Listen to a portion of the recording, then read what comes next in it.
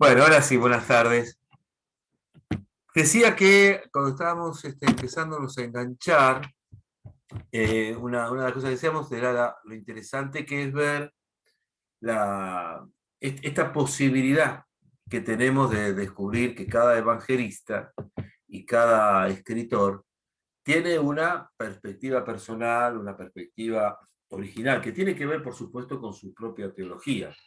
Entonces, de alguna manera, meternos en los milagros y meternos también en cada uno de los evangelios. Norma, ¿me ayudás a silenciar a quien, si estamos haciendo algún ruido? A quien veas que... Gracias. Hoy nos va a tocar a nosotros el Evangelio de Lucas y como solemos hacer, que a mí me parece bien interesante, es ir explicando, haciendo la lectura de textos y explicando y encuadrándolos. Porque a mí me parece que es muy interesante ver lo que nos dicen los textos, más allá entonces de lo que uno pueda decir o compartir. Los textos tienen que hablar por sí mismos y lo que intento hacer, más o menos, es ordenarlos como para que podamos tener una temática para poder abordarlos. Así que acá sí voy a compartir la pantalla.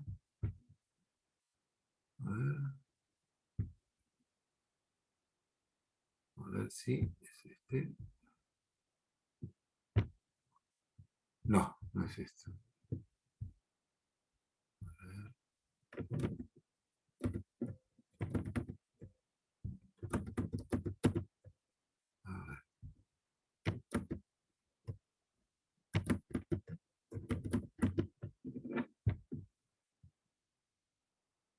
Acá estamos. Bueno, muy bien. No sé si se ve. Sí. ¿Sí? Sí. Bueno, una de las cosas que ocurre con el Evangelio de San Lucas es que para Lucas aparece constantemente, muchísimas veces, a Jesús presentándolo como Salvador. Esto tiene que ver porque Lucas, que está metido en el mundo griego, era muy común considerar que los dioses eran soter, salvadores.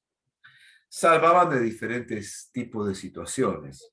Entonces, por lo tanto, una de las cosas que va a intentar Lucas es ver la salvación de Jesús por dónde pasa. ¿Qué es la salvación de Jesús? Eso dentro del contexto del Evangelio de Lucas es muy importante. Porque para Lucas la salvación va a pasar por el mesianismo, pero de una manera fundamental justamente por la pasión de Jesús. Entonces, la salvación y la pasión de Jesús se van a juntar para mostrar que la salvación no es algo que viene mágicamente, ni es algo que viene desde un superdios cayendo sobre la tierra, sino que va a ser de algún modo provocada por el acto de ofrecimiento de Jesús. Desde el primer momento se presenta como Salvador. Fíjense el texto que les presento aquí en el Evangelio de Lucas, capítulo 2. De pronto esto se habla a los pastores, ¿no? Fíjense los elementos que aparecen aquí, que yo nombraba recién, como están puestos en negrita. De pronto se desapareció el ángel del Señor y la gloria del Señor los envolvió con su luz.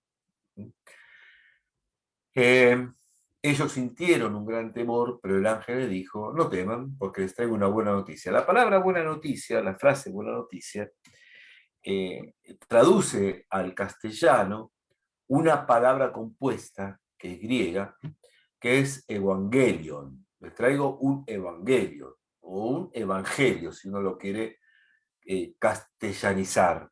Evangelio. El evangelio siempre es anuncio. Después, con el tiempo, se va a considerar que ese anuncio, al ponerse por escrito, ese escrito producto del anuncio se va a llamar también evangelio. Es decir, que lo que tenemos nosotros en los textos escritos es un anuncio. Por supuesto, entonces, descartamos la idea de biografía, de historicismo, de cronologías perfectas, porque los evangelios son una predicación y son un anuncio. Entonces, No teman porque les traigo una buena noticia, una gran alegría para todo el pueblo. Y fíjense que buena noticia y alegría parecen como si fueran un sinónimo, porque una gran alegría para todo el pueblo, este, es como si fuera un sinónimo, como si fuera un complemento de buena noticia, como que una gran alegría está complementando, está completando, está aclarando buena noticia. Entonces, buena noticia siempre es alegría.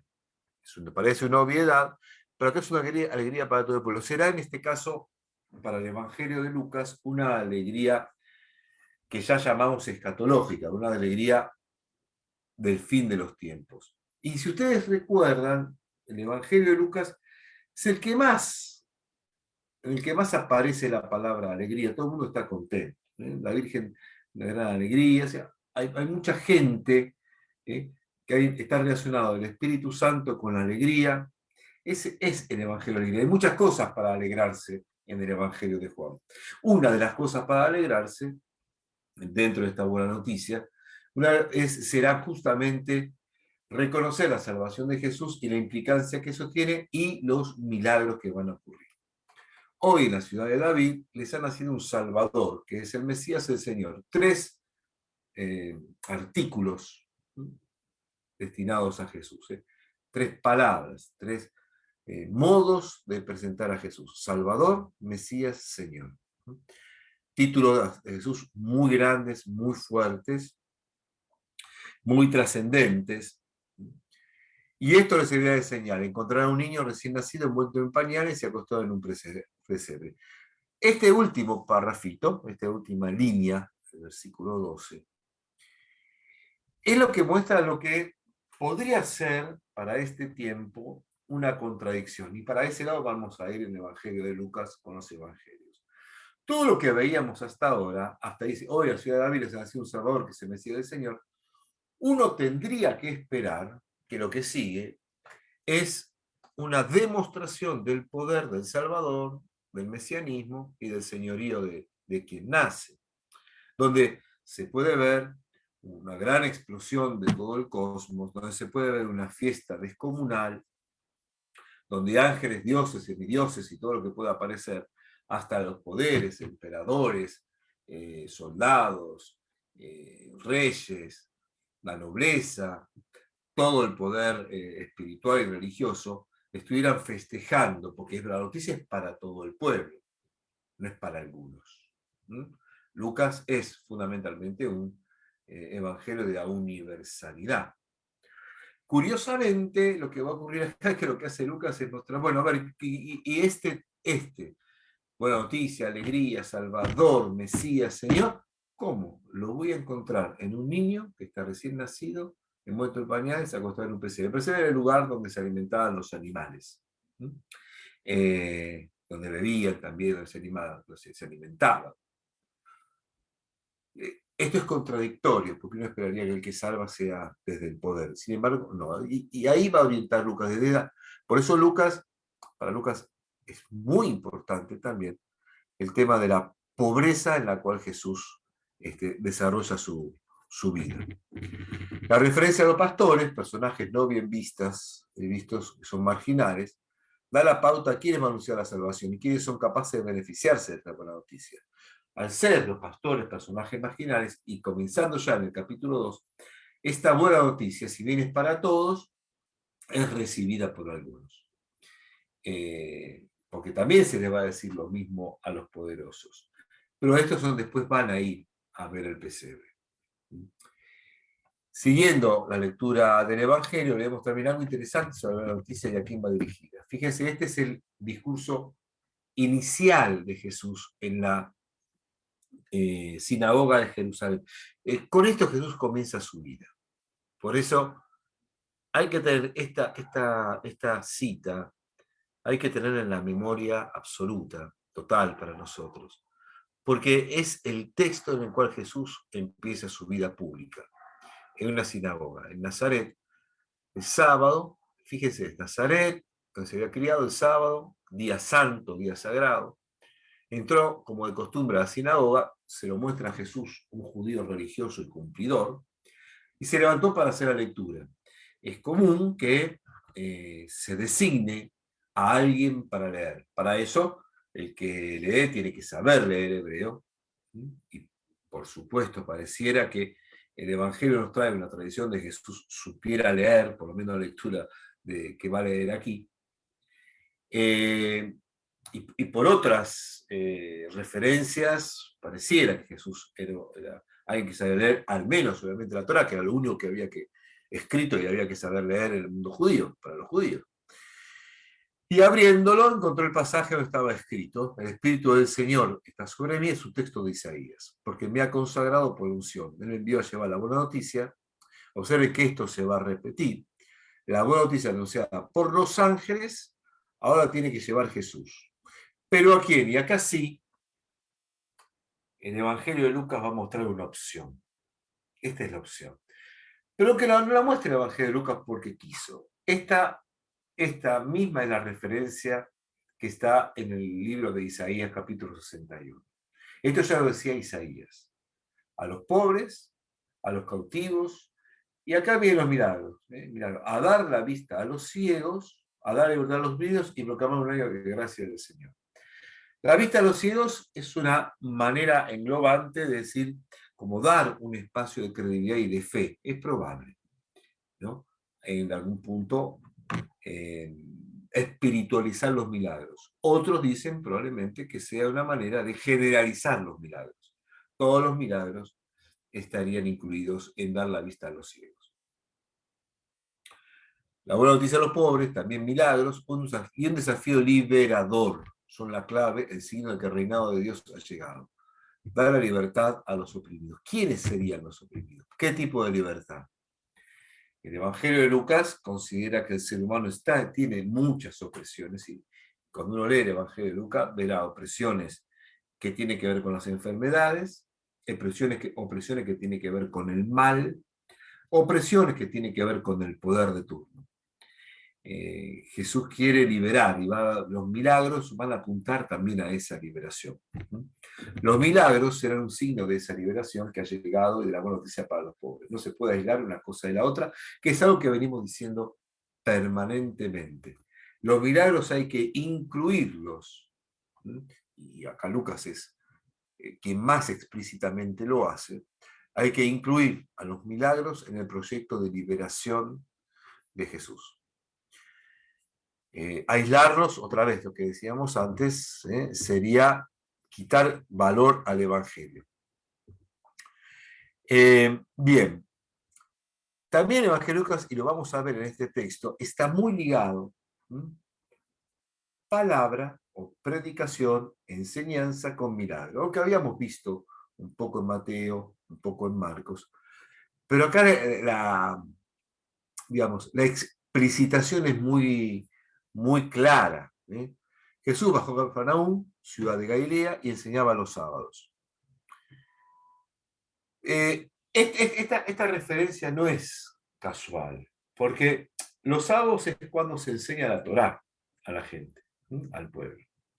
Acá nos habla, en este versículo, de que esté en las sinagogas, pero se podría suponer que está en la sinagoga.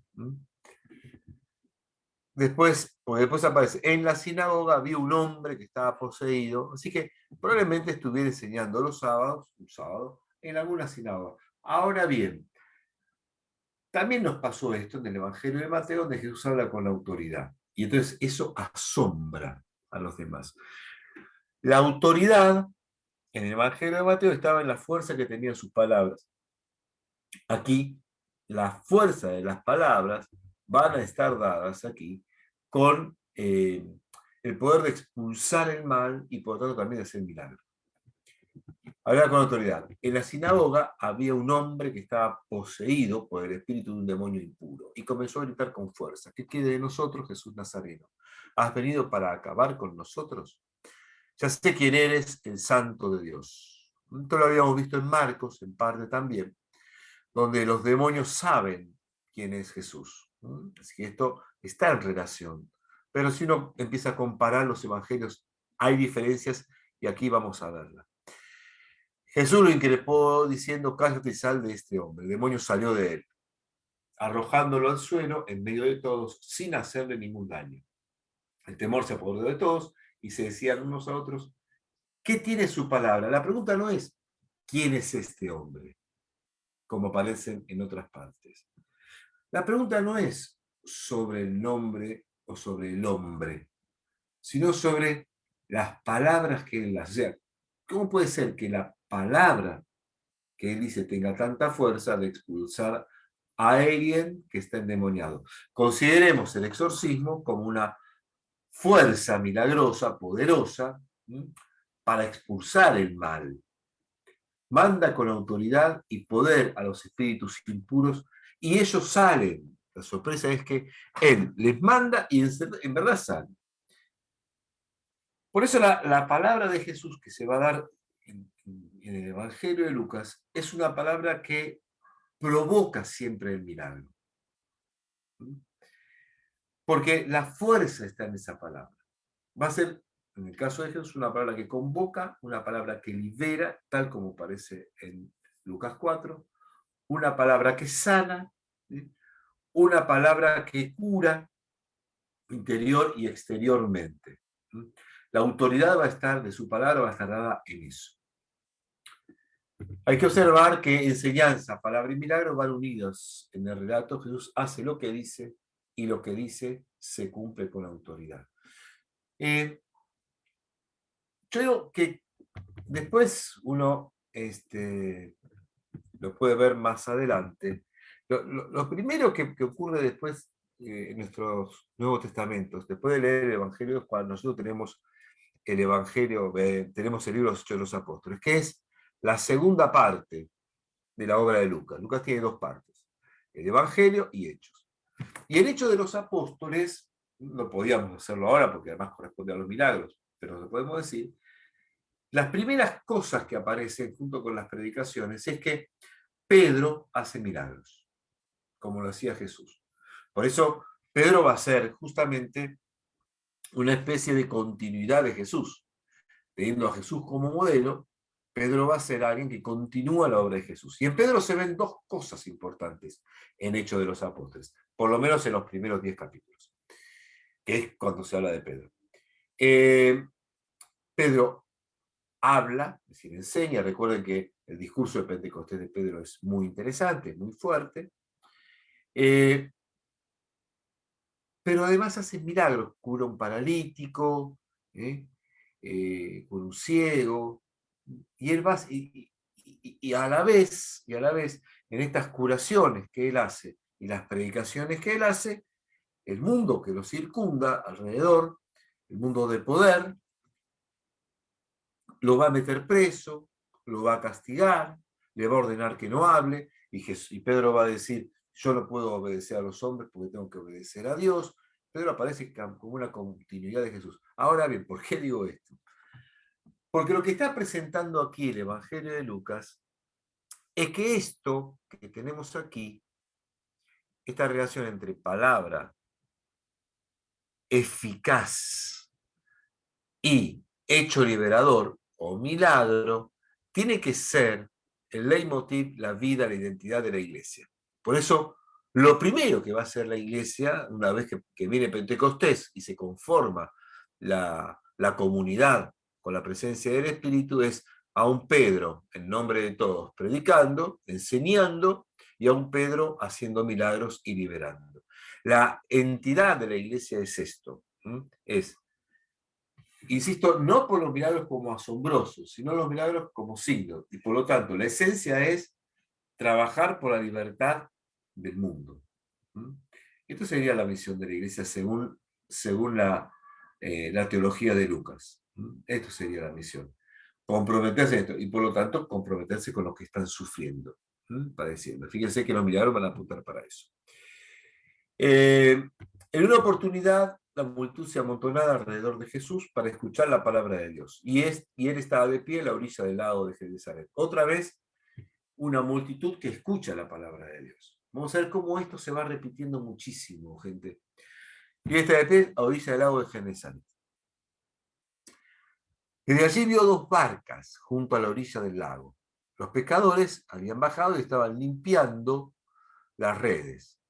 Jesús subió a una de las barcas, que era la de Simón, y le pidió que se apartara un poco de la orilla. Después se sentó y enseñaba a la multitud desde la barca. Cuando terminó de hablar, dijo a Simón: navega mar adentro y echen las redes. Simón le respondió: maestro, hemos trabajado la noche entera y no hemos sacado nada, pero si tú lo dices, echaré las redes. Así lo hicieron y sacaron tal cantidad de peces que las redes estaban a punto de romperse. Entonces hicieron señales, ¿eh? Y Pedro tiene esta experiencia de ser pecador, y entonces Jesús le va a decir: no te más, de ahora en adelante serás pescador de hombres. Pero otra vez, hay una relación íntima y directa entre enseñanza y milagro. Y el milagro aquí en función del llamado de los discípulos. No alcanza entonces la predicación de la palabra, no alcanza escuchar la palabra. Según esto, ahora la palabra hay que vivirla. ¿Por qué? Porque ahora vos pescabas peces, ahora vas a pescar hombres. Si recibís la palabra, la tenés que vivir. Y por lo tanto, según esto, el milagro va a generar que Pedro sea transformado, de convertirse, de transformarse de ser un pescador de peces, ¿eh?, a un pescador de hombres. Entonces hay una transformación, porque el milagro, según el Evangelio de Lucas, transforma. Transforma verdaderamente, no solamente cura, o no solamente. Uno se podría quedar: bueno, qué bárbaro, esta gente pescó un montón de peces y van a tener un montón de cosas para vender, de peces para vender, salvaron el día, porque probablemente habían vuelto con desilusión porque no tenían que llevar de comer a su casa porque no podían vender nada. Pero no es ese el tema no va por la salvación individual o material de un milagro que asombra, sino en un milagro que salva. La palabra enseñanza está ligada al milagro y aquí al llamado. Y eso también se manifiesta en las multitudes que acuden a su enseñanza. Fíjense, acá lo mismo aparece igual. Al hablar con ellos se detuvo en una llanura. Estaban allí muchos de sus discípulos y una gran muchedumbre que habían llegado de toda la Judea, de Jerusalén y de la región costera de Tiro y Sidón. Son lugares apartados de Jerusalén, lejanos de Jerusalén, para escucharlo y hacerse curar de sus enfermedades. Los que estaban atormentados por espíritus impuros quedaban curados, y toda la gente que quería tocarlo, porque salía de él una fuerza que sanaba a todos, obviamente a todos los que lo tocaran. Pero otra vez, el milagro o los milagros o las sanaciones están directamente asociados a la enseñanza.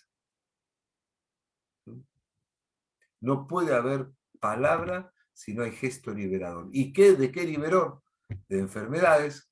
Las enfermedades eran oprimibles, por eso la gente va para escucharlo y hacerse curar. Las dos cosas.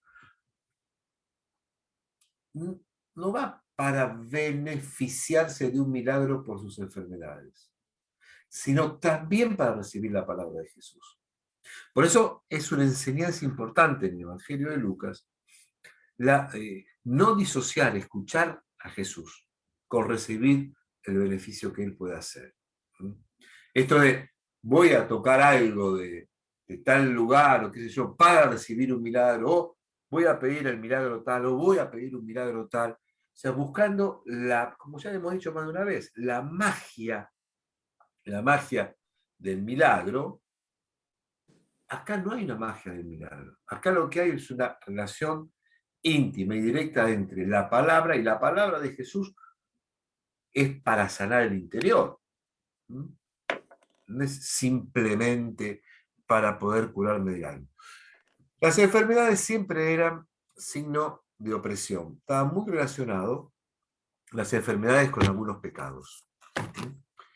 Y por eso, en general, los sacerdotes eran quienes tenían ritos de sanación y de curación, porque los milagros estaban enfocados aquí como ritos curativos, para poder liberar del pecado. Las dos cosas aquí iban juntos. Por eso, pero fíjese, curar de sus enfermedades no dice que haya aquí ningún perdón, pero sí que algunos estaban atormentados por espíritus impuros y quedaban curados. Se cura de enfermedades y de espíritus impuros porque es como lo mismo. Y toda la gente quería tocarlo porque se debe ver con la fuerza que sanaba a todos.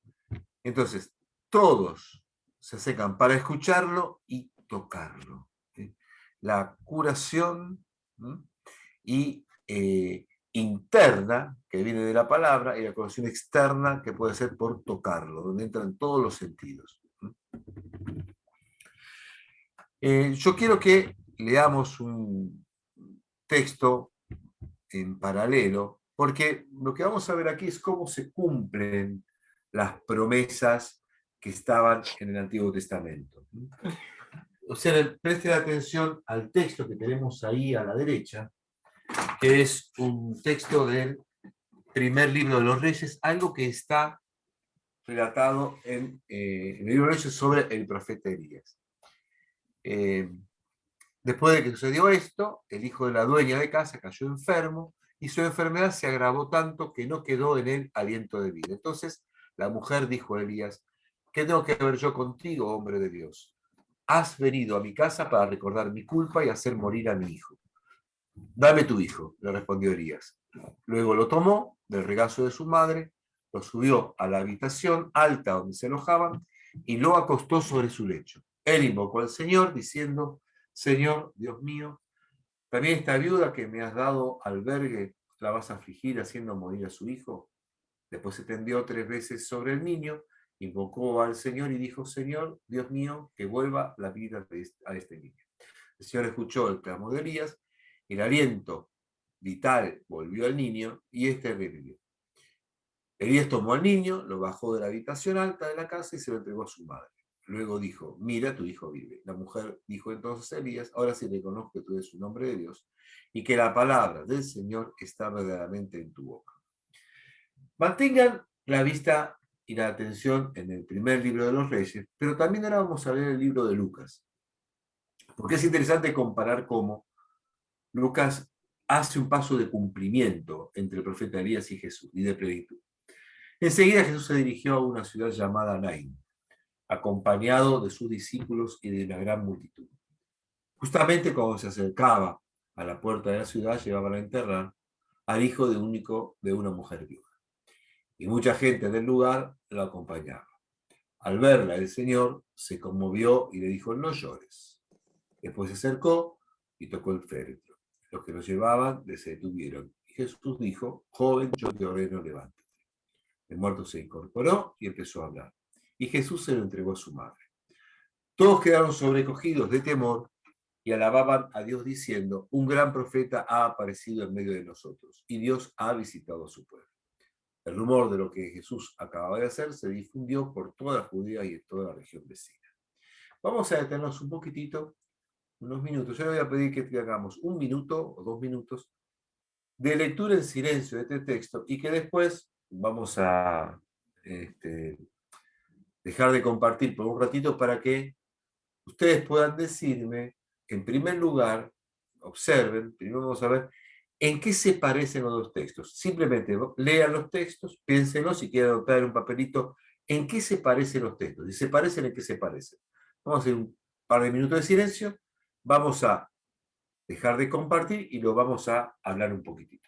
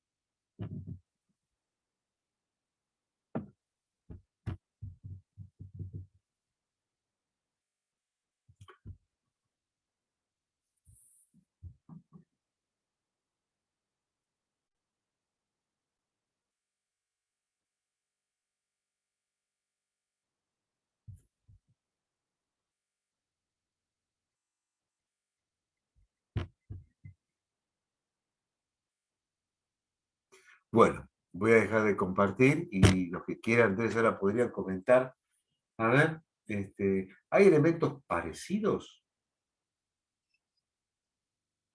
Por ejemplo, que es el hijo de una viuda. Por La ejemplo, que viuda. es el hijo de una viuda, está muy bien. Están fuera de Judea. Hijo único. Pero hay Bien. mucha diferencia en cuanto al contexto, ¿no? Pero las Mientras que la diferencias de- después las vemos. Vamos a ver lo bueno. parecido. Se conmovió. Bien. Ese Muy es bien. un- Que lo entrega a su madre a cada Lo uno. entrega a su madre, eso es textual. Se lo entrega a la entregó a su madre, madre, sí. Se lo Por entrega a la madre. ejemplo, de que están en las dos situaciones son totalmente extremas. Están sin salida, o sea, hay gente que está al límite y está esperando con fe, mi opinión, ¿no? Está esperando con fe de que la persona que está invocando a Dios pueda darle una salida. Esa es la salida que tienen, no encuentran otra. La primera parte tenés razón. La segunda parte, en ningún momento se dice que a cualquiera de estas mujeres esperen algo del profeta. Esa es una de las grandes diferencias. Después, sí, Ninguna, claro. al final lo reconocí.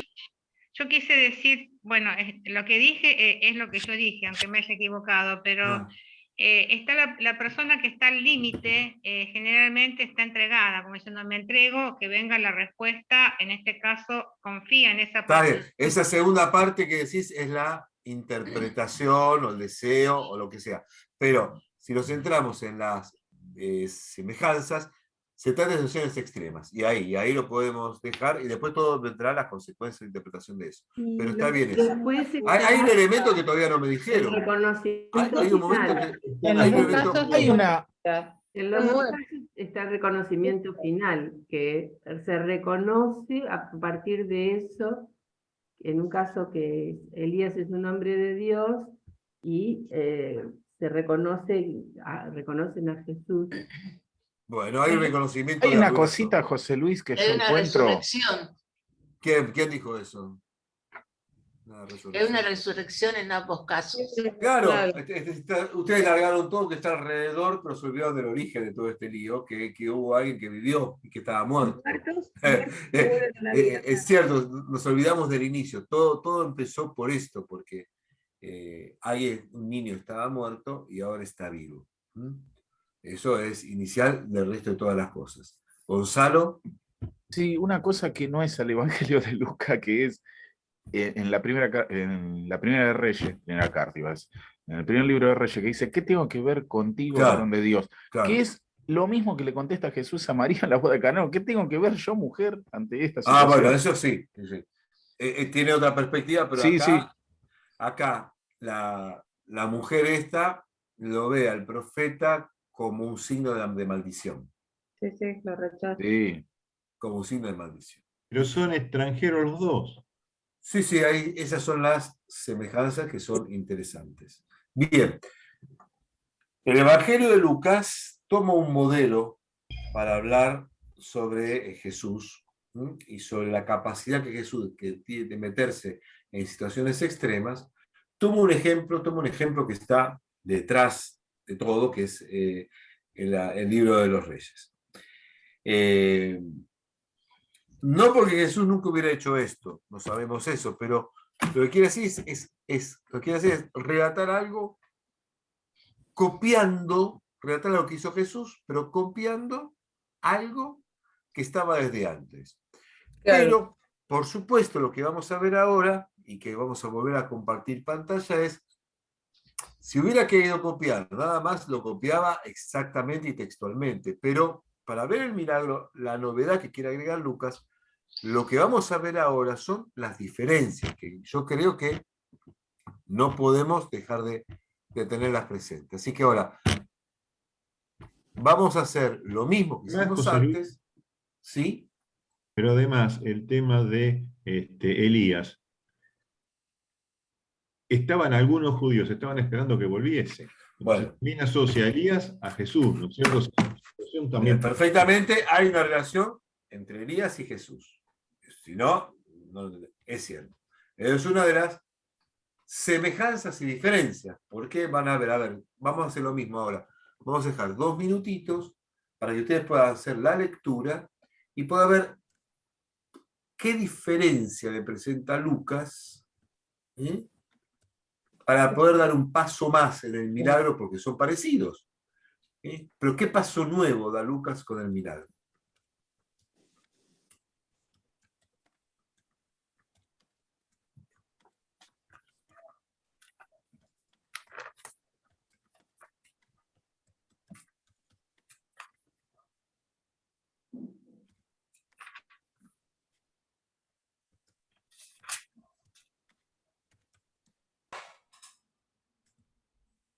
Hay una actitud de... Todavía no hablamos, vamos a dar la vista en la verdad a todos. Vamos a esperar un minutito más, esperemos. No se adelante, dejemos a todos, así que esperemos un minuto más.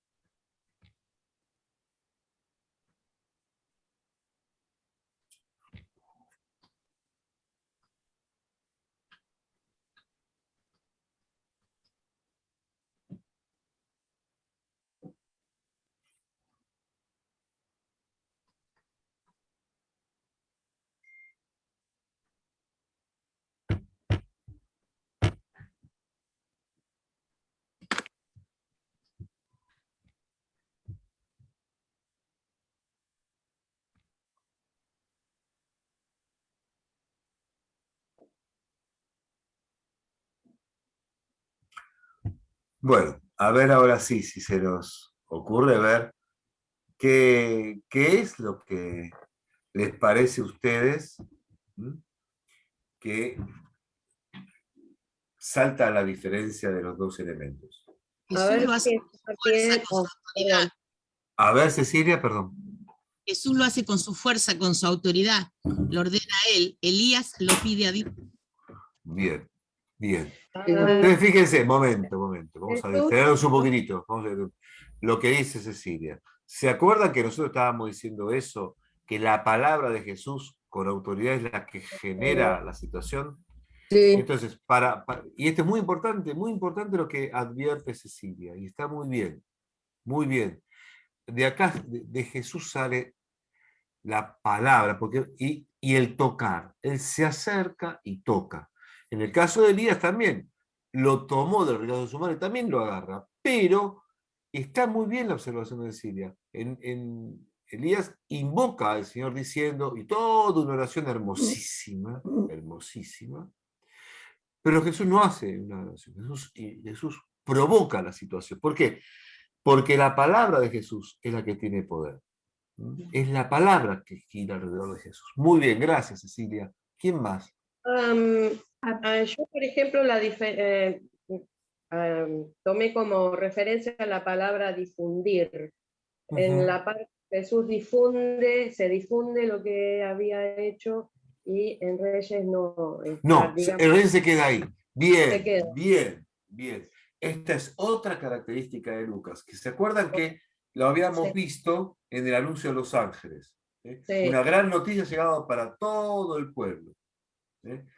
Bien, el Evangelio entonces genera algo, en este caso con un milagro o con la palabra de Jesús, porque siempre debe ser un milagro, y eso se difunde. ¿Se acuerdan que el Evangelio de Marcos no se difundían los milagros? No, Claro, no. se va a llamar al silencio. Acá observen cómo acá es diferente. Jesús Acá no es dice acá que público. se callen, es público. Es público, y además, si ustedes prestan atención, entonces, Además, se difundió por toda la Judea y en toda la región. Y no tenemos la menor idea, fíjense esto, no tenemos la menor idea, cómo se lo dijeron los testigos del milagro, cómo se lo dijeron a los otros destinatarios, cómo lo recibieron los destinatarios que no estuvieron, y qué pasó con los destinatarios que no estuvieron, que recibieron esto y lo habrán transmitido a otros. Porque transmitir por toda la región significa que algunos van a decir cosas que no vivieron, o que no vieron, o que no escucharon. Esto es evangelización. Nosotros transmitimos algo del cual no tuvimos un contacto directo. Transmitimos la resurrección de Jesús y no tuvimos el contacto. ¿Se entiende lo que estoy diciendo? Sí, se entiende perfectamente. Bien, algo más que digan. Que Jesús estaba En acompañado. los dos casos, sí, en el caso de Esteban de Jesús, en el caso de Elías también, en la iniciativa de Elías. Pero responde al reproche de la viuda, mientras que Claro. Jesús se conmueve al ver la viuda. La viuda en Bien, ningún Jesús momento se toma, acerca a exacto. pedirle Bien, nada. muy bien, muy bien, muy bien. Elías reconoce que hubo otro hecho similar. Dice, también a esta viuda.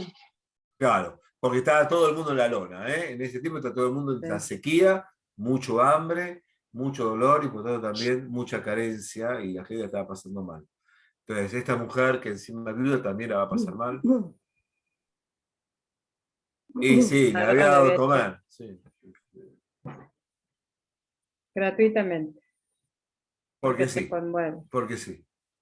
Bien, en el Evangelio de Lucas, los milagros son fruto de la misericordia de Jesús y a Jesús no se le pide nada. Jesús tiene aquí una iniciativa personal. Bien, bien. ¿Qué más? Jesús estaba acompañado. Bien, bien. Había mucha más gente, mucha más gente. Van observando ustedes la diferencia. Yo voy a marcar otra que es más imperceptible, pero es esta aclamación de la gente. Un gran profeta ha aparecido en medio de nosotros y Dios ha visitado a su pueblo. ¿Por qué dicen un gran profeta? Porque lo comparan con Elías. Porque lo comparaban con Elías, porque hizo lo mismo. Pero fíjense qué curiosidad acá. Jesús pronuncia una palabra como profeta, pero es una palabra más fuerte porque su palabra provoca cosas. Ahora, este profeta es el signo de que Dios ha visitado a su pueblo. La visita de Dios, nosotros lo encontramos en el Evangelio de Lucas también, en el canto de Zacarías, ¿se acuerdan? Sí. Ah, sí. Zacarías 2, Lucas 2.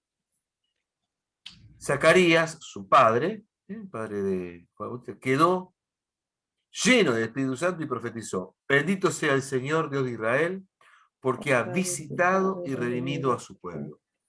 Él nos envió un Salvador poderoso de la familia de David, su servidor, como había dicho por medio de sus santos profetas de los tiempos antiguos. Lo que está mostrando este texto, cuando dice la visita, que ya se cumplió acá lo que decía también Zacarías, el cumplimiento que se había predicho en todo el Antiguo Testamento, todo el canto de Zacarías se puede resumir también en este pequeño texto. La visita, siempre la palabra visita, tiene dos acepciones en los profetas del Antiguo Testamento. La visita puede ser para castigo, como podía haberlo interpretado esta mujer. ¿Por qué viniste acá para hacerme pasarla mal, para hacerla mal?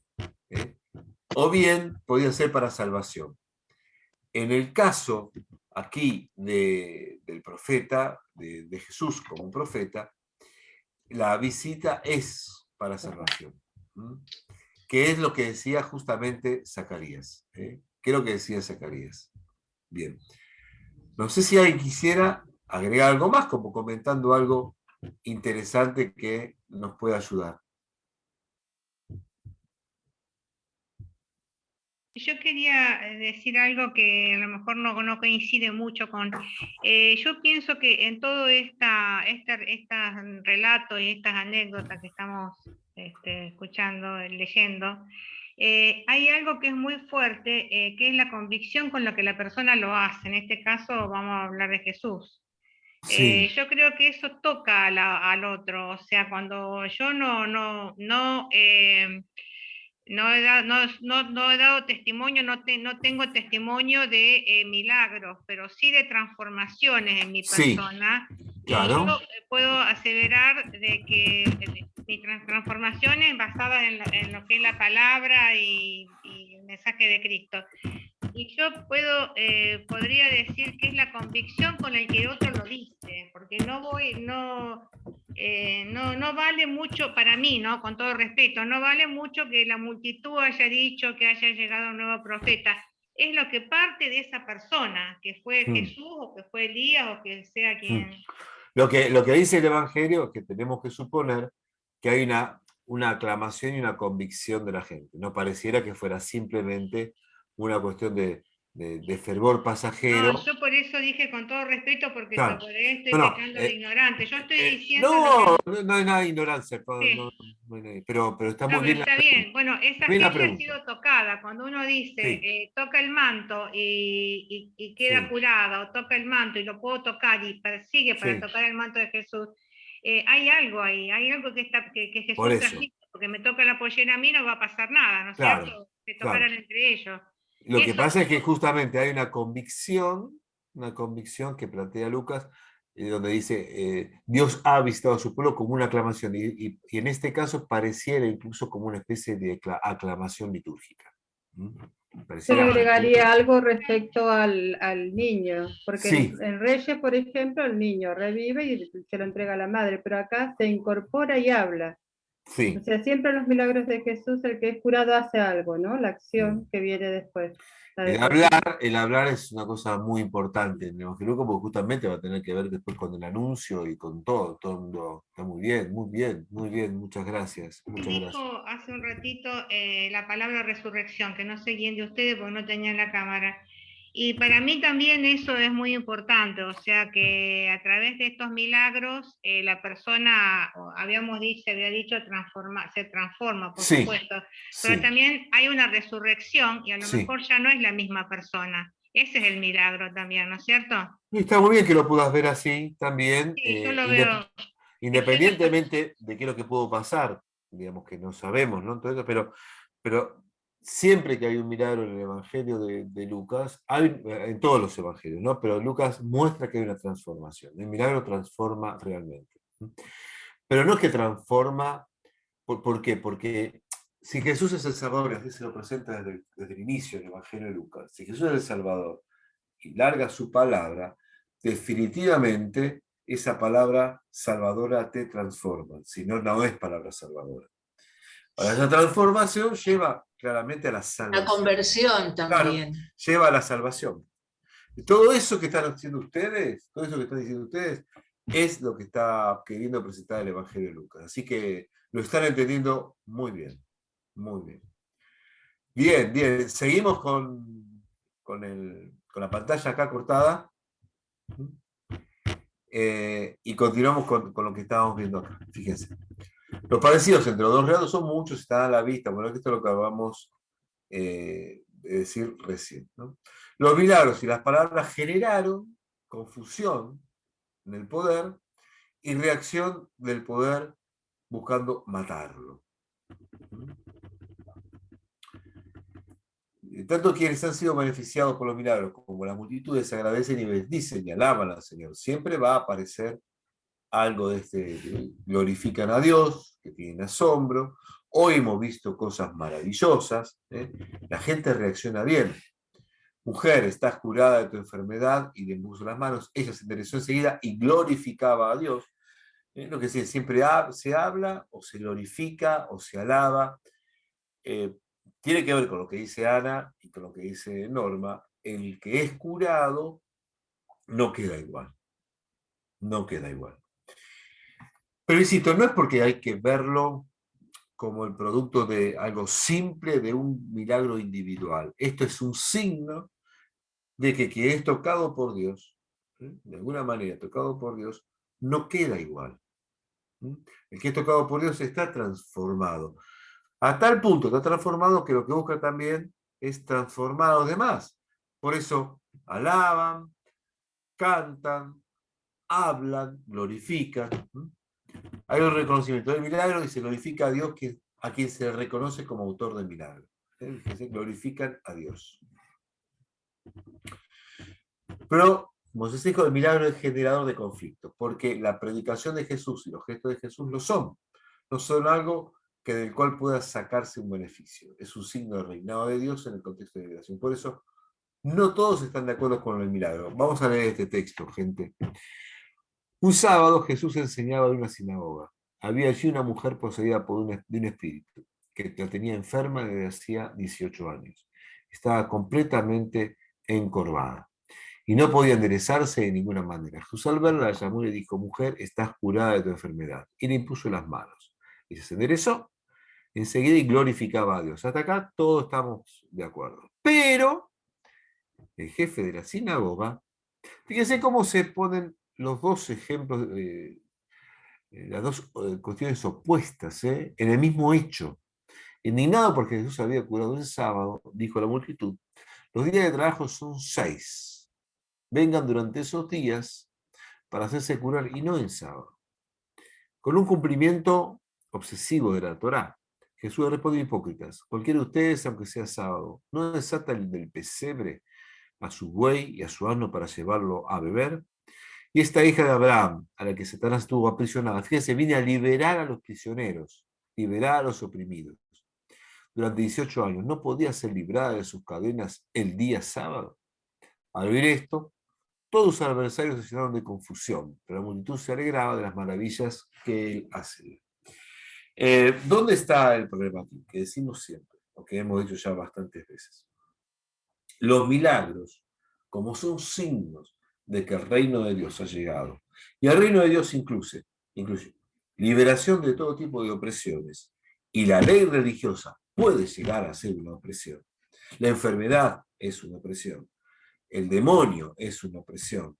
El pecado es una opresión.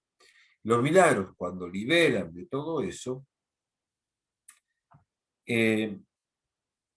hacen de que algunos no estén de acuerdo, porque muchos están conformes con una situación de opresión, consciente o inconscientemente. Este hombre, jefe de la sinagoga, estaba convencido de que no se podía hacer un milagro el sábado, porque el sábado es para descansar y su mente había quedado absolutamente encajada allí, independientemente de que se lo hacía a propósito, bien, mal, no importa. Quizás lo hacía de muy buena fe, pero haciendo de muy buena fe no podía dar el paso de estar pensando que Dios podía liberar en un día que no se podía trabajar. En otro evangelio Jesús dice: ¿acaso mi Padre no trabaja el sábado?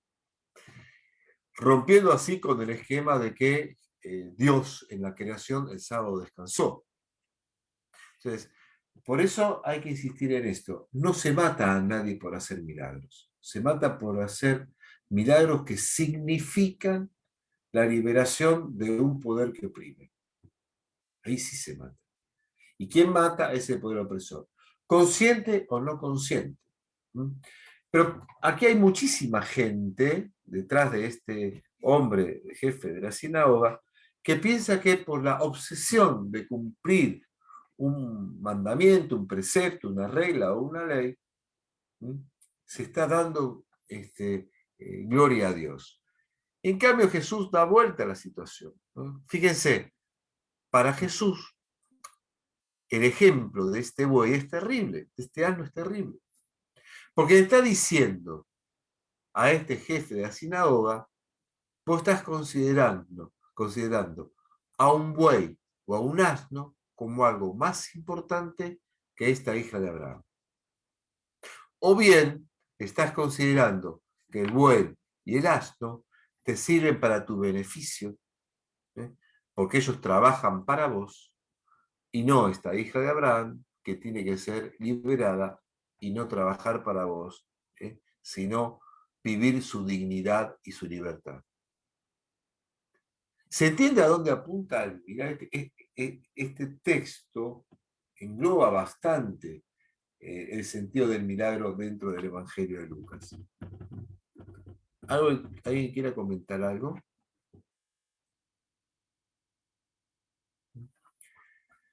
Este otro texto también es similar, gente. Jesús estaba expulsando a un demonio que era mudo.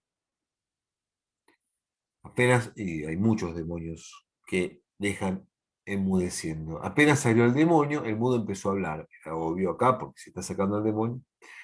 La muchedumbre quedó admirada. Pero algunos de ellos decían: este expulsa a los demonios por el poder de Beelzebul, el príncipe de los demonios. Fíjense, Lucas nos quiere llevar al extremo de la, digamos, de la necedad, ¿no?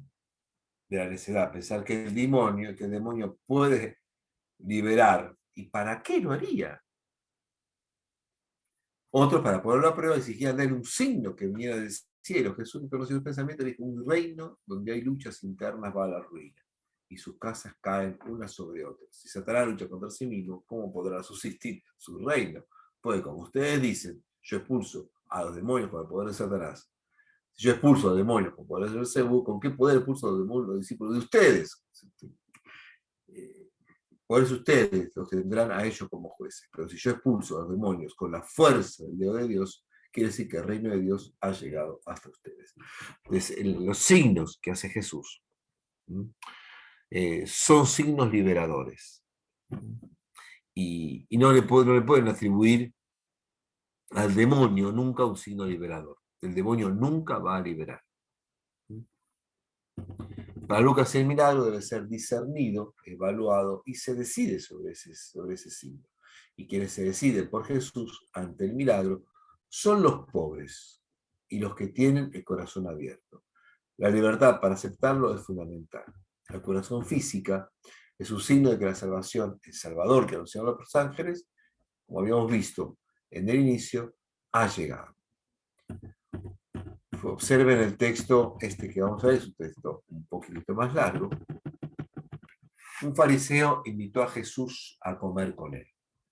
Jesús entró en su casa y se sentó a la mesa. Entonces, una mujer pecadora que vivía en la ciudad, al enterarse de que Jesús estaba comiendo en casa del fariseo, se presentó con un frasco de perfume. Y colocándose detrás de él, se puso a llorar a sus pies y comenzó a bañarlo con sus lágrimas. Lo secaba con sus cabellos y lo cubría de besos y lo ungía con perfume. Al ver esto, el fariseo que lo había invitado pensó: si este hombre fuera profeta, sabría quién es la mujer que lo toca y lo que ella es, una pecadora. Pero Jesús le dijo: Simón, tengo algo que decirte. Di, maestro, respondió. En un prestamista tenía 2 deudores. Uno le decía que debía 500 denarios y el otro 50. Como no tenían que pagar, perdonó a ambos la deuda. ¿Cuál de los dos lo amará más? Jesús contestó. Simón contestó: pienso que aquel a quien le perdona. Jesús dijo: has juzgado bien. Y volviéndose hacia la mujer, dijo a Simón: de esta mujer entré a tu casa y tú no derramaste agua sobre mis pies. En cambio, ella los bañó con sus lágrimas y los secó con sus cabellos. Tú me besaste, y en cambio, desde que entré, no cesó de besar mis pies. Tú no ungiste mi cabeza y ya derramó perfume sobre mis pies. Por eso te digo que sus pecados, sus muchos pecados, son perdonados, porque ha demostrado mucho amor, pero aquel a quien se le perdona poco, demuestra poco. Jesús dijo a la mujer: tus pecados te son perdonados. Los invitados pensaron que este hombre que llega a perdonar los pecados. Jesús le dijo: tu fe te ha salvado, vete en paz. Perdonar y salvar, en este caso, es lo mismo. Todo este relato muestra que la salvación de Jesús es gratuita. Jesús ve los gestos de la mujer, de ternura, de arrepentimiento, de admiración, de amor, de que su vida por fin ha encontrado un final en algunos de sus aspectos. Estaría reconociendo que hay alguien que le ha devuelto la dignidad, mientras que otros la han usado muchas veces. Pero, ¿por qué esto lo vemos junto al milagro? Porque las acciones de Jesús apuntan siempre a una salvación de la dignidad humana y a una salvación desde dentro. Desde dentro. Por eso, para Jesús, perdón de los pecados, curación y salvación, perdón de los pecados, curación y salvación, o bien, en vez de curación, liberación de un mal espíritu, liberación de algún pecado, siempre están relacionados. Liberación, perdón o curación, salvación, aparecen como sinónimos en el Evangelio de Lucas. Pero siempre porque es gracia de Dios. Y esto, como decíamos, está anticipado Jesús en Lucas 4. El Espíritu del Señor está sobre mí porque me ha enviado a anunciar, etcétera, etcétera. Ahora, ¿no Entonces, aparece también, perdón, José Luis, que te interrumpa, ¿no aparece también en Lucas más que en nosotros el tema de tu fe? Sí, sí. Que le repite a los que reciben, por eso, o sea, hay también un principio de, para que pase lo que tiene que pasar, tiene que haber una conversión interior, yo diría casi previa a que llegue. En realidad hay un movimiento que es doble, ¿no?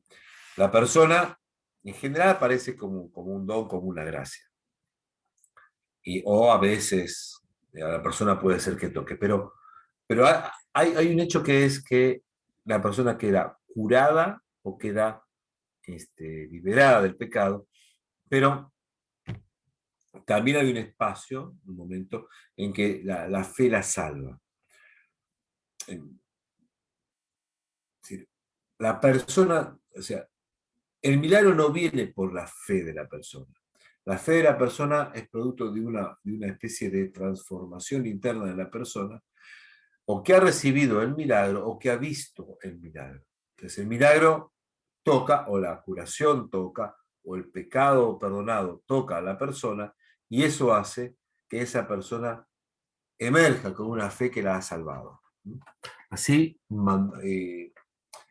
se mostraría aquí es que Jesús actúa como gracia, como iniciativa de salvación, pero una iniciativa de salvación que el sujeto tiene que complementar.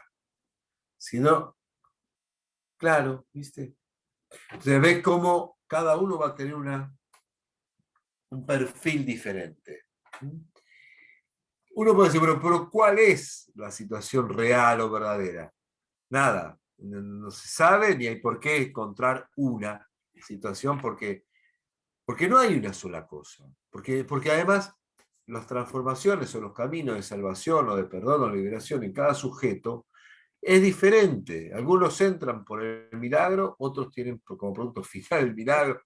Porque el tema no es el milagro. El tema es la salvación en los 4 evangelios. Que alguno lo presente como que se inicie de una manera o que se inicie de otra, es de acuerdo a la perspectiva que el autor quiera brindarle a su destinatario. Pero el objetivo es otro. Volvemos a lo mismo. El objetivo de Jesús no es hacer milagros, sino que es la salvación. Los milagros son el efecto de este reinado de Dios que viene, que es perdón, que es liberación, etc. Pero cada uno de los evangelios tiene una manera propia de presentarlo. Muy bien lo que decía, Mateo lo presenta de una manera, de otra manera, pero el objetivo es siempre apunta a esto, tu fe te ha salvado, o la salvación por la fe. Yo creo que aún ahora todos tenemos milagros, de acuerdo a cómo uno pide o cómo es que se acerca. Hay mucha gente que no cree, pero pasa de un hospital, entonces reza por una persona y ahí se convierte. Yo creo que uno lo va a convertir, o sea, Jesús nos convierte de acuerdo a cómo somos nosotros, puede ser por su palabra, pero los milagros existen siempre, porque pasa también por la fe. O sea, si vos tenés fe, te va transformando y sos una mejor persona cada día. Ah, por supuesto. Pero insisto, que es lo que insisten los evangelios. Insisto con esto y me parece que por ahí, complementando lo que dice Noemí, el objetivo nunca es el milagro. Nunca es el milagro. ¿Sí? Por lo tanto, esto de que yo pido un milagro acá, un milagro allá, un milagro ahí, un milagro allá, se me va a dar, no se me va a dar, este no es el objetivo. El ser humano no tiene que buscar como objetivo el milagro. ¿Sí? Lo pediremos, lo buscaremos, lo que sea, pero para Jesús los milagros son parte de su proyecto de liberación. Y el proyecto de liberación es mucho más grande que un milagro. Por eso mismo, como es parte del proyecto de liberación, a Jesús lo van a matar por hacer milagros. Pero no porque el milagro en sí mismo, pues no podemos, insisto, y si hay que repetir en el cuarto encuentro, lo vamos a volver a repetir. El milagro es parte del proyecto de Jesús. Uno no puede aislar el milagro del proyecto de Jesús, porque si no, tendríamos a un Jesús que es mago.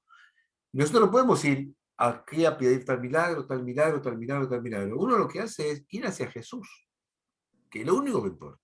No hay otra cosa. Vendrá la sanación o la curación, habrá, no habrá. Es absolutamente secundario y absolutamente en último lugar. Que existen, existirán, sí, la gente que está en Lourdes, que va a Lourdes, que va a Fátima. Pero fíjense lo importante es que la Iglesia raramente va a documentar que tal o cual cosa fue milagro. Raramente documenta eso. Acepta eso. ¿Sí? Cuando se quiere poner que un santo se lo quiere proclamar santo porque hizo milagros. Sí, se necesita 2 milagros, un milagro para calificar como santo. Pero raramente la Iglesia dice, y ahora ya prácticamente tampoco es necesario. Prácticamente es necesario. En un tiempo la Iglesia exigía eso, pero raramente, porque no es la esencia, no es lo importante, no es lo esencial. Lo esencial es la comunión con Jesús. No, la gente dice milagro. En San Cayetano ahí tenés la fe de la gente, sí, el pueblo. Sí, Luján también, la gente dice sí. milagro, pero es por decir, pero realmente a veces lógico. Cuando vos escuchás por qué va la gente a un santuario, esto y lo escuchás en alguien absolutamente fuera de todo prejuicio, digamos, de toda contaminación, si querés, religiosa, un periodista le pregunta a alguien, ¿por qué viene acá? Para agradecer, para agradecer, para agradecer. O sea que la gente ha aprendido, gracias a Dios, que lo importante allí es estar en comunión con Jesús. Para pedir, por supuesto, van a pedir. Porque está en el Evangelio también, pidan, está en el Evangelio. O sea, aparte que ellos dicen también que van a agradecer porque me cumplió, porque tuve trabajo, porque, o sea, eso también. Pero también existe el rigor de que se me da por ver la tele el 6 a la noche, ¿no? Sí. Al otro día San Cayetano. Un matrimonio, primera fila para entrar al templo a las 12 de la noche. Hace 3 meses que estamos acá esperando para entrar, por trabajo. Sí. Pero ¿y esos 3 meses que...? Sí, eso es... Se entiende, ¿no? Para hacer todo otro gran trabajo de lo que es la religiosidad popular, los valores y los no valores que pueda llegar a tener, que los hay, la necesidad de que la Iglesia lo evangelice más todavía, la necesidad de que la Iglesia esté presente con una evangelización más centrada en Jesús y no en otras cosas. Sí, es un trabajo que hay que hacer. Vamos a terminar con lo que estamos aquí. José Luis, que vuelva sobre el mismo tema, ¿no? El tema de la fe. Es en Lucas donde cuando le preguntan por qué no ha hecho milagros en un pueblo, es porque dice, porque en esa ciudad no había fe. No, lo habíamos visto en el Evangelio de Mateo también. Así que por ahí eso lo habíamos visto ya la vez pasada. Vamos a así ya se nos van yendo los... Mientras se dirigía a Jerusalén, recuerden que en el Evangelio de Lucas, mientras se dirige a Jerusalén, significa es ir hacia el momento de su muerte, siempre apunta ahí. A partir del capítulo 9, el Evangelio marca que Jesús va a Jerusalén decidido a morir. Jesús pasaba a través de Samaria y Galilea. Al entrar en un poblado, le salieron 10 leprosos que se detuvieron a distancia y empezaron a gritar a Jesús, maestro, como decían nosotros. Vayan a presentarse a los sacerdotes. Es lo que decíamos antes, las enfermedades se arreglan en el templo. En el camino quedaron purificados. Jesús muestra que no se arreglan en el templo. Uno de ellos, al comprobar que estaba curado, volvió atrás alabando a Dios. Siempre se alaba a Dios, después de una curación, o se glorifica a Dios. Y se recuerda el pie de Jesús cuando rostó en tierra dándole gracias. Era un samaritano. Fíjense, alguien que no pertenecía al pueblo de los judíos. Como no quedaron purificados los 10, los otros 9, ¿dónde están? Ninguno volvió para dar gracias, sino este extranjero. Levántate, tu fe te ha salvado. La distinción que se hace otra vez en el Evangelio. Una cosa será la curación, ¿no? Y otra cosa es la salvación. No se quiere decir que los otros no quedaron salvados, no sabemos cuál fue la suerte de los demás, pero lo que se quiere enfocar acá es que hay una distinción. La curación lleva a la salvación, en un mismo acto, de alguna manera, pero el leproso está ya curado y ahora está salvado. En el caso aquí de la mujer que fue quedado por una hemorragia, lo mismo. La mujer quedó curada, Jesús lo descubre y pide, ¿quién me tocó? Y la mujer se acerca confesando que fue curada. Ahora, si fue curada porque ella tocó porque tenía un inicio de fe. Tu fe te ha salvado, vete en paz. Entonces, primero curación y después salvación. No hay que descuidar que la salvación recibida a la vez otorga paz al que fue curado. En Lucas los milagros están asociados a la predicación y la salvación, dejando el espacio de la libertad. Cuando se recibe el milagro, la salvación, signo del reinado de Dios, se llega a la paz.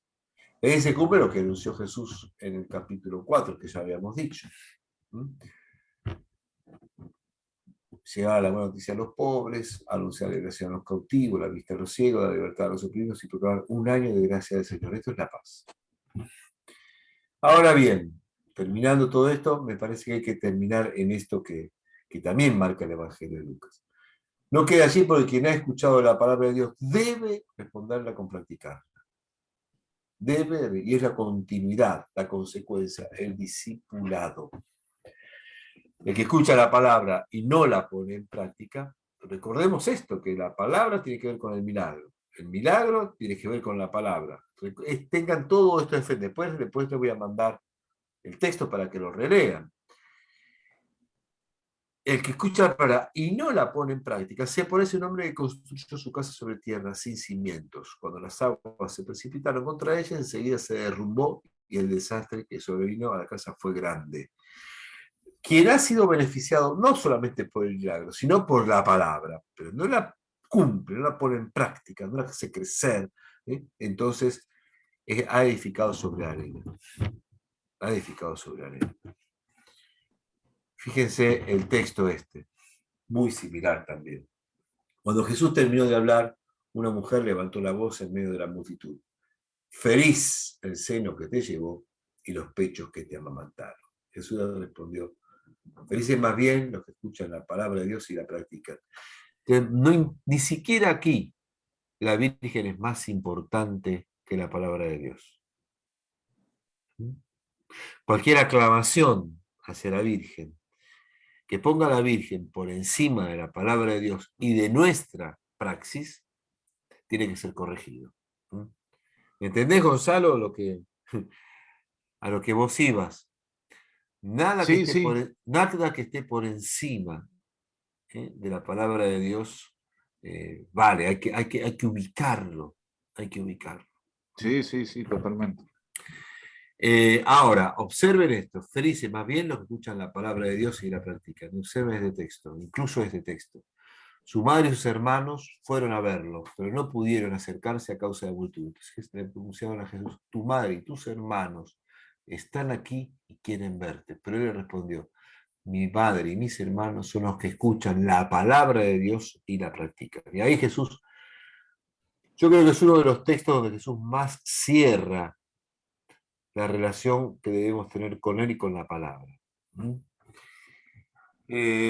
Recibir a Jesús, la palabra de Jesús, que es la palabra sanadora, la palabra que cura, la palabra que libera, la palabra que da vida porque resucita, etcétera, etcétera, tiene que ser practicada.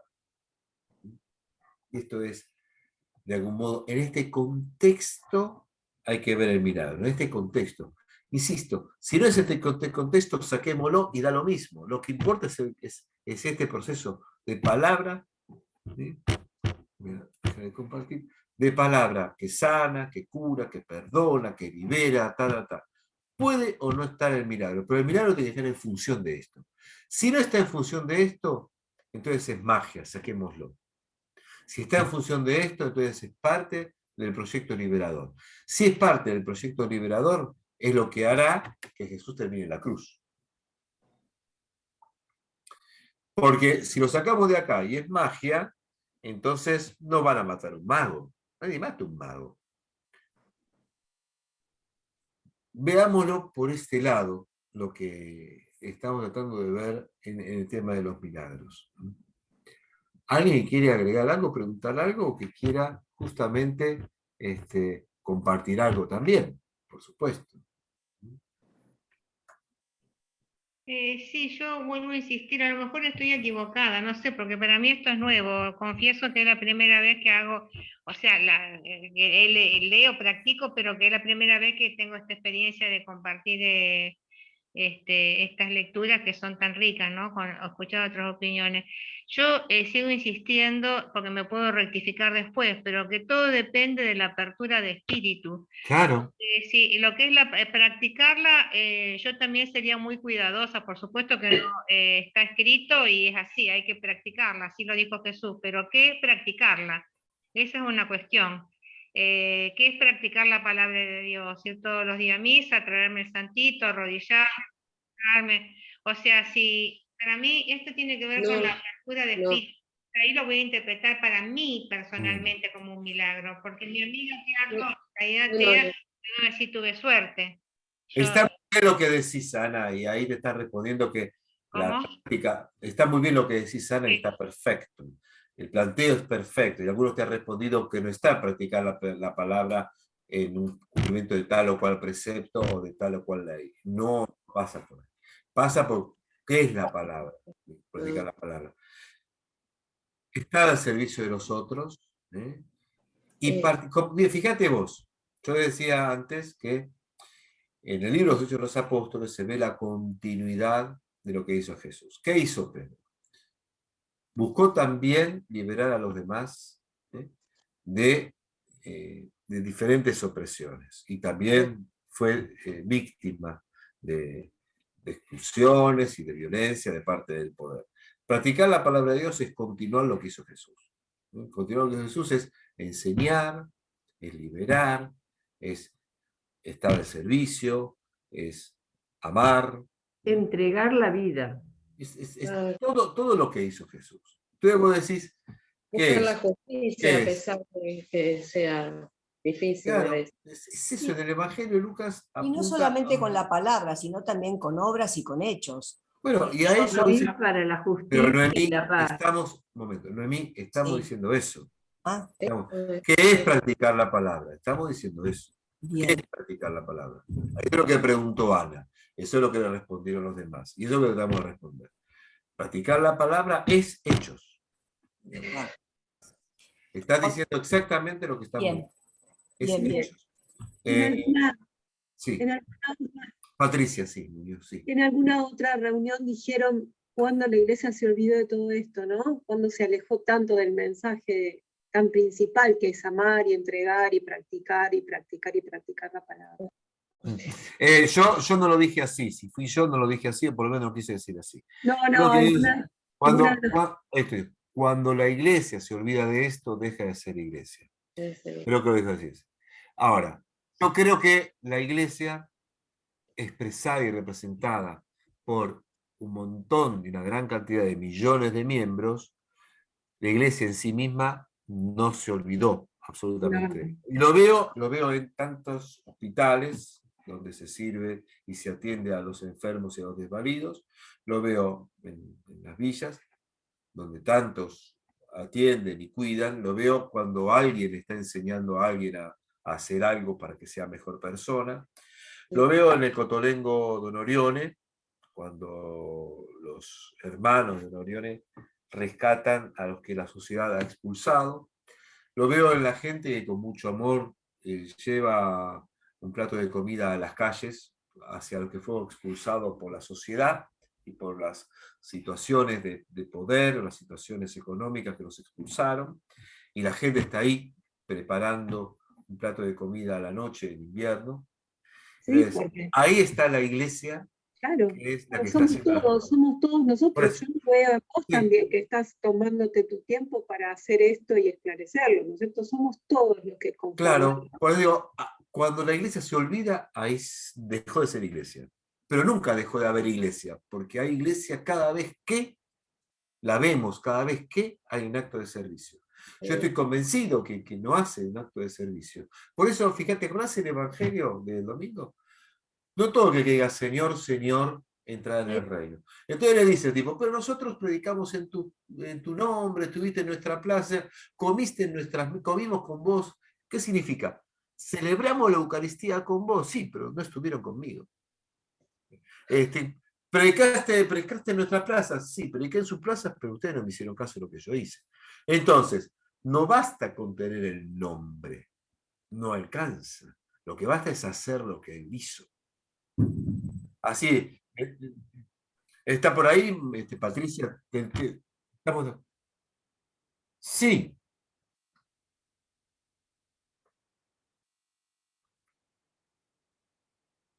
Sí, un poquito de Jesús, un poquito de Dios, un poquito de sobrenaturalidad.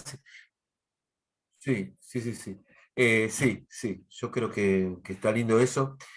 Y estos espacios que nos permiten a nosotros ayudarnos entre nosotros como para lograr decir, bueno, no estamos solos procurando esto. No siempre nos sale bien, no siempre nos sale a todos, no siempre nos sale,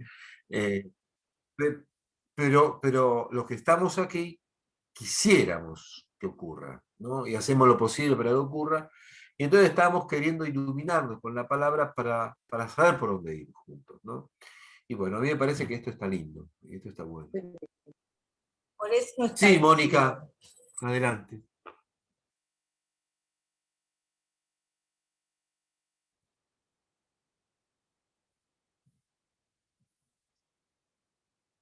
Sí.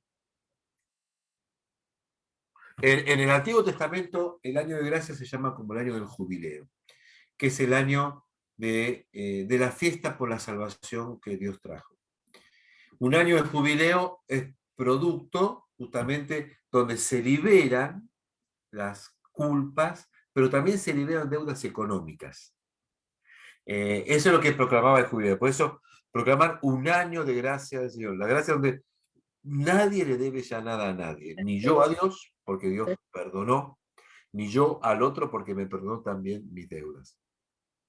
A eso apuntan. Ahora, ese año de jubileo, que es un año de gracia, es un año de perdón, un año de liberación, no siempre se logra. Jesús, cuando lo promulga aquí, dice, bueno, ya llegó, empecemos a perdonarnos entre todos porque el perdón de Dios ya llegó, ya está.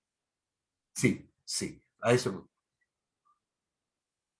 No, claro, exacto, es una dimensión más bien teológica. Quiere decir, es un proyecto escatológico, o sea, ya llegó. Ahora lo único que tenemos que hacer es reconocer que esto es para todos y que hay que hacerlo. Y nos compete a todos.